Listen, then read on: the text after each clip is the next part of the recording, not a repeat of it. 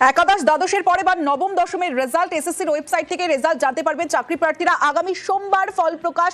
এসএসসির নবম দশমের মোট 23,212টি শূন্যপদ। আরো বিস্তারিত জানাবে সোমরাজ বন্দ্যোপাধ্যায় রয়েছে আমার সঙ্গে। সোমরাজ, স্কুল সার্ভিস কমিশন সূত্রে জানা যাচ্ছে নবম দশমের লিখিত পরীক্ষার ফল প্রকাশ আগামী সোমবার করতে পারে স্কুল সার্ভিস কমিশন।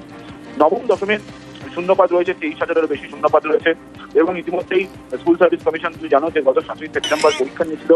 নবম দশমের লিখিত পরীক্ষার ফল প্রকাশ নিয়ে প্রস্তুতি নিচ্ছিল এসএসসি। প্রথমত এই সপ্তাহে ফল প্রকাশ করার চেষ্টা করছিল কমিশন, কিন্তু এই সপ্তাহে ফল প্রকাশ করতে পারছে না কমিশন, তেমনটাই কমিশন সূত্রে খবর। আগামী সপ্তাহে সোমবার এই ফল প্রকাশ করতে পারে কমিশন এবং ফল প্রকাশ যখন করা হবে সেই সময় কমিশনের ওয়েবসাইট থেকে শুধুমাত্র পরীক্ষার্থীরাই ফলাফল জানতে পারবেন। অর্থাৎ আলাদা করে নাম ভিত্তিক কোনো তালিকা কমিশনের ওয়েবসাইটে প্রকাশ করা হবে না। শুধুমাত্র প্রার্থীরা তাদের রোল নাম্বার এবং জন্ম তারিখ দিলেই তারা তাদের নির্দিষ্ট নম্বর জানতে পারবেন এবং তার কয়েকদিন তাদের ইন্টারভিউয়ের তালিকা প্রকাশ করবে এসএসসি।